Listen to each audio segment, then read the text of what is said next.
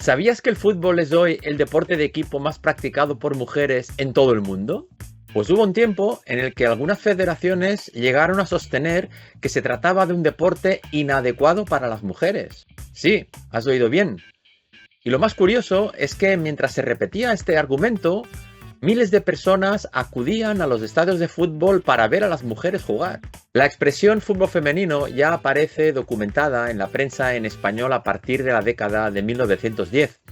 Pero expresiones que hoy nos parecen tan normales como selección femenina o balón de oro femenino son relativamente recientes. Porque la historia del fútbol femenino no es solo la historia de una conquista deportiva, es también la historia de una conquista lingüística. Y precisamente de esto trata esta píldora, de cómo el fútbol femenino ha ido conquistando al mismo tiempo los estadios y el lenguaje. Cuando hablamos del auge actual del fútbol femenino, parece que estemos ante algo completamente nuevo, pero la realidad es muy distinta. Los primeros partidos de fútbol femenino ante público se remontan a 1881.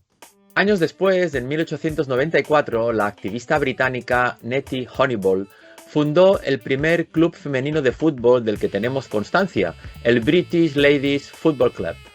Y apenas un año después, cerca de 10.000 personas acudían a ver un partido de fútbol femenino en Londres.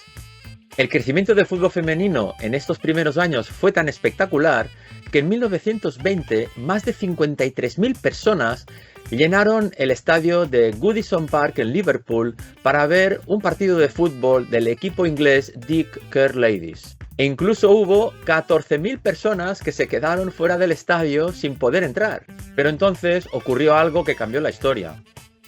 En 1921, la Federación Inglesa de Fútbol declaró que el fútbol era un deporte inadecuado para las mujeres y que no debía ser fomentado. Las principales razones fueron la exhibición del cuerpo femenino en época victoriana y también que el fútbol femenino comenzaba a representar una amenaza para el fútbol masculino. La prohibición duró 50 años y fue imitada por varios países. Sin embargo, el fútbol femenino nunca desapareció.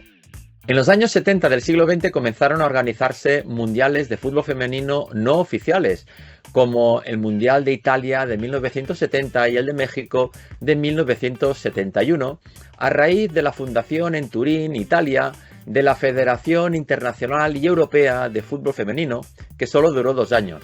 Y en los 90 llegó el gran despegue. En 1991 se disputó el primer mundial organizado por la FIFA. Fue en China. En 1996 el fútbol femenino entró en los Juegos Olímpicos de Atlanta. Y en 1999 más de 90.000 personas asistieron a la final del Mundial de Fútbol Femenino disputada en Estados Unidos. Una cifra histórica. La emblemática celebración de la estadounidense Brandi Chastain al conquistar el título ocupó portadas de publicaciones como Newsweek o Sports Illustrated.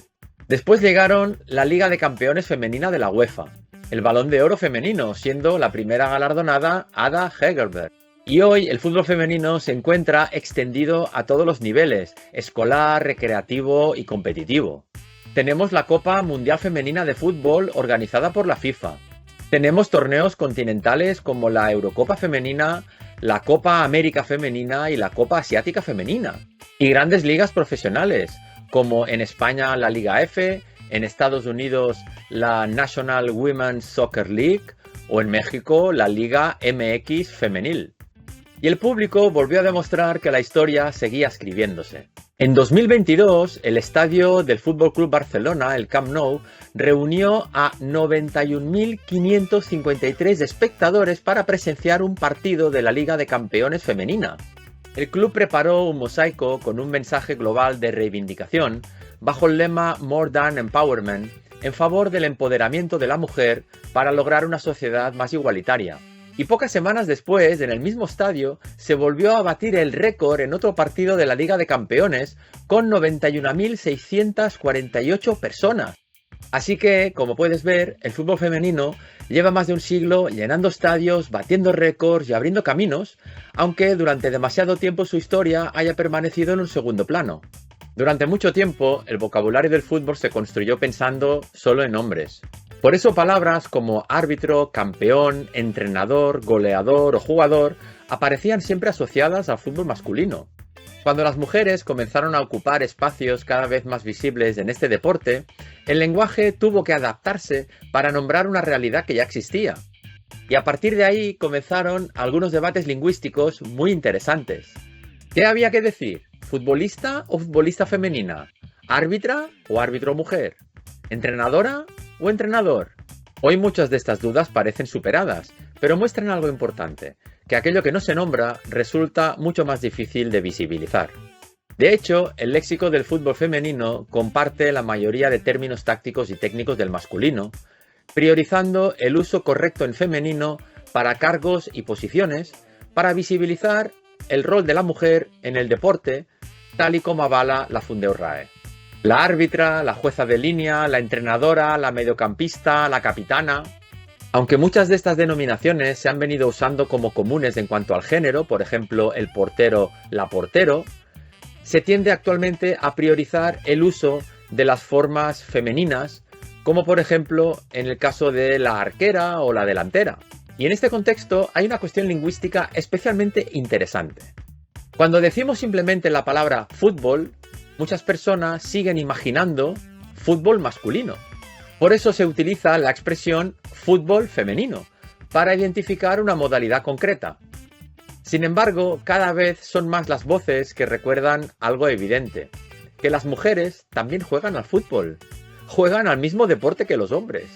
Esta reflexión nos permite observar que el lenguaje no solo describe la realidad, sino que también influye en la forma como la percibimos.